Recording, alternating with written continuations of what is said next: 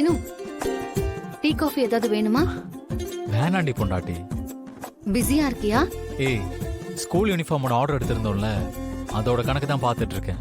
அந்த வேலையெல்லாம் முடிஞ்சுதா? இன்னைக்கு யூனிஃபார்ம் எல்லாமே ரெடியாகி வந்துருச்சு. டெலிவரி கொடுத்துடலாம். இத சரியா பண்ணிட்டோம்னா இன்னும் நிறைய ஸ்கூல்ல இருந்து நமக்கு ஆர்டர் கிடைக்கும். அதான் சில ஸ்கூல்ஸ்ல பேசியிருக்கோம்ல, கண்டிப்பா கிடைச்சிரும்.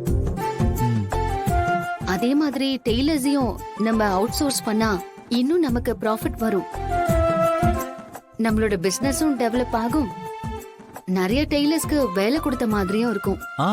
நல்ல ஐடியா தான் மாயா. நம்ம மட்டும் நல்லா இருக்கிறத விட மத்தவங்களும் நல்லா இருக்கணும்னு நினைக்கிறேன்ல, நல்ல விஷயம் தான். நம்ம ஒரு ஃபீல்டுல டெவலப் ஆகுறப்போ நம்ம மட்டும் முன்னேறி போகணும்னு நினைச்சா அது ரொம்ப நாள் நிலைக்காது சீனு.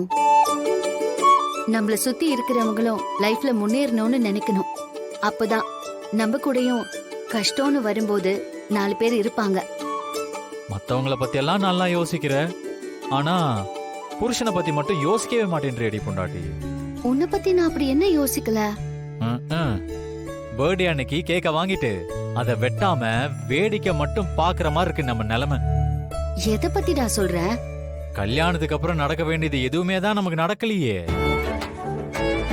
ஹோ சார், அங்க வரீங்க. ஆமா, அத பத்தி தான் நீ கண்டுக்கவே மாட்டேங்கிறியே. இங்க வா.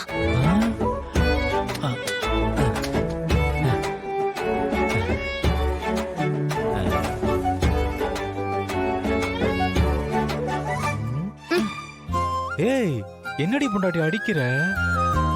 அது நடக்காம இருக்கிறதுக்கு நான் காரணங்கிற மாதிரியே பேசுறேன். 2 தடவை நான் ஓகே சொல்லி அதுக்கு அரேஞ்ச் பண்ணோம்ல. முத தடவை நீ வந்து நல்லா படுத்து தூங்கிட்ட. அது என்ன அறியாம நடந்துருச்சு.